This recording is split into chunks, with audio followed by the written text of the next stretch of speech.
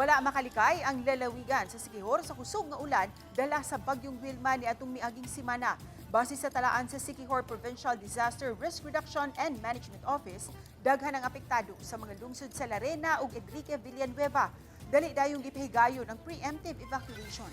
Daghang mga panimay, dalan ug boarding house ang gisuludog tubig baha tungod sa walay hunong nga bulok sa uwan. Gideklarar usab sa mga lungsod sa Larena, San Juan ug Enrique Villanueva ang suspensyon sa mga klase sa tanang ang-ang. Lakip sa mga naapektuhan ang boarding house nga gipuy-an ni James Grant Manggubat diin gisulod kini sa tubig baha. Sa pagiginabi sa RTV Balitang Bisdak ang James Grant nga usa ka criminology student, ulan, ngayon mga alas 4 to alas 5 sa kuan buntag, adto na nisugod nagkatas ang tubig. Yung gipuka ko sa akong kaboardmate. Tapos yan siya kataas na daw ang kuan tubig sa akong boarding house.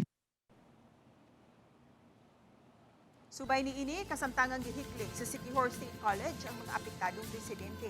Gisusi sa mga opisyal sa Siquijor State College President Dr. Steven Sumaylo o College DRRM Dr. Eric Mark Upaon ang mga residente aron ma-assess ang sitwasyon ug mapabalhin ang mga apektadong estudyante.